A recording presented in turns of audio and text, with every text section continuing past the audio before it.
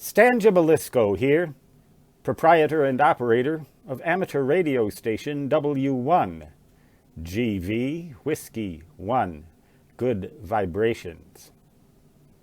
In my last video about the International Space Station and ham radio operation aboard that venerable spacecraft, there was a comment from a viewer indicating interest in crossed Yagis or how to obtain circular polarization. I forget the exact wording of the interview, but it brings up an important point about all kinds of communication with satellites.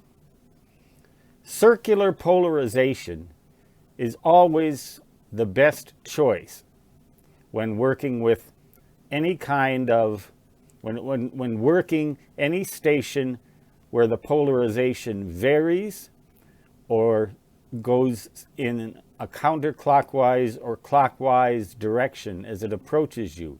Circular polarization, that is called, or sometimes elliptical polarization, if one component of the polarization predominates over the other. It's a sophisticated and complicated topic. And he said he'd like to pick my brain. Well, you're not going to get much here, my friend. I've never used a circularly polarized antenna. I've written about the theory.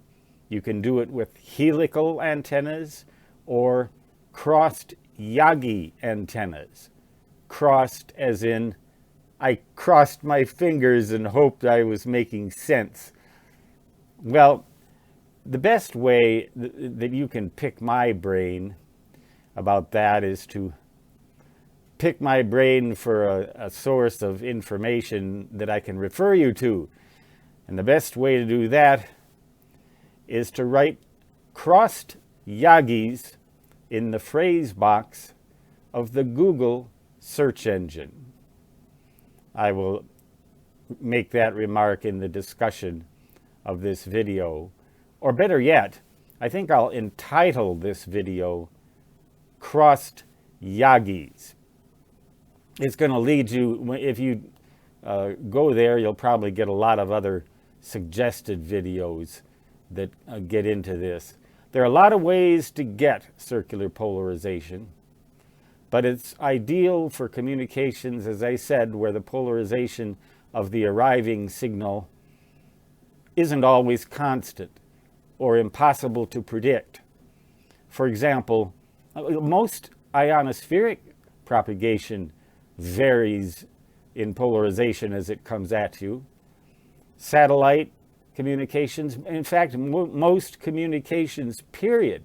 So if you use a circularly polarized antenna for both transmitting and receiving, you are likely to have less fading on your end and less fading on the other end of your QSO. In other words, it's an improvement in all respects, but there are various ways to obtain that polarization, as I said, and picking my brain about it is only going to get a cop-out. I'm going to refer you through Google to crossed Yagis, and it'll be spelled in the title of this video. So just in the phrase box, put crossed Yagis, cross your fingers, and prepare to curse out Stan Gibilisco in case you don't get that. Never mind, forget that part.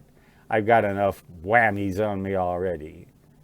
Stan Gibilisco, W1GV, saying 73, and so long, which, in my native fist, regardless of polarization type, always translates to da-da-da-da-da-da.